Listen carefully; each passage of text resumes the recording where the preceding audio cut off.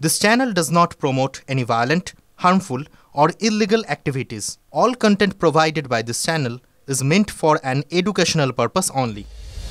একসময় দিল্লির মসনদে ছিলেন মুঘল সম্রাটরা। বংশ পরম্পরায় শাসন করেছেন তারা। সেই মুঘল আমলের স্থাপত্য সহ অনেক সৌধ আজও বিদ্যমান। তাই বলে এত বছর পর হঠাৎ সেই মুঘলদের বংশধর এসে সম্পত্তির দাবি জানাবেন, এটা বোধহয় প্রত্যাশা করেননি কেউই। তাও আবার আস্ত লালকেল্লা, যে সৌধের সামনে দাঁড়িয়ে প্রধানমন্ত্রী নরেন্দ্র মোদী প্রতি বছর স্বাধীনতা দিবসে বক্তব্য রাখেন, সেই সৌধ দাবি করে বসলেন এক মহিলা, সুলতানা বেগম। মুঘল সম্রাট বাহাদুর শাহ জাফর দুইয়ের প্রপৌত্রের পুত্রবধূ ছিলেন তিনি। বর্তমানে তিনি স্বামীহারা। দিল্লি হাইকোর্টে গিয়ে তিনি দাবি করে বসেছেন লালকেল্লা তাঁদের, তাই তাকে সম্পত্তির অধিকার দেওয়া হোক।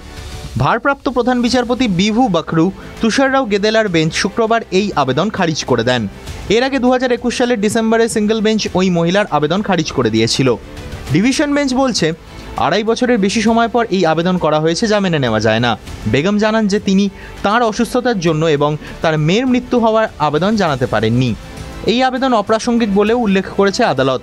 উল্লেখ্য, 2021-এর 20 ডিসেম্বর ব্রিটিশ ইস্ট ইন্ডিয়া কোম্পানির বেআইনিভাবে দখল করা লালকেল্লার মালিকানা চেয়ে আবেদন করেছিলেন বেগম। অ্যাডভোকেট বিবেক মোরের মাধ্যমে দায়ের করা পিটিশনে দাবি করা হয়েছে যে 1857 সালে প্রথম স্বাধীনতা যুদ্ধের পর ব্রিটিশরা পরিবারকে তাদের সম্পত্তি থেকে বঞ্চিত করেছিল এবং সম্রাটকে দেশ থেকে নির্বাসিত করা হয়। এছাড়া লালকেল্লার দখল জোর করে মুঘলদের কাছ থেকে কেড়ে নেওয়া হয়েছিল। আরও দাবি করা হয়েছে যে বেগম লালকেল্লার মালিক কারণ তিনি এটি তার পূর্বপুরুষ বাহাদুর শাহ জাফরের থেকে উত্তরাধিকার সূত্রে পেয়েছেন। বাহাদুর শাহ জাফর 1862 সালের 11 নভেম্বর 82 বছর বয়সে মারা যান।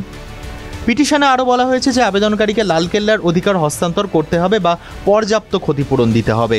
1857 সাল থেকে এখনও পর্যন্ত সরকার যে লালকেল্লা দখল করেছে তার জন্য ক্ষতিপূরণও দাবি করা হয় আবেদনে। TV9 Bangla digital.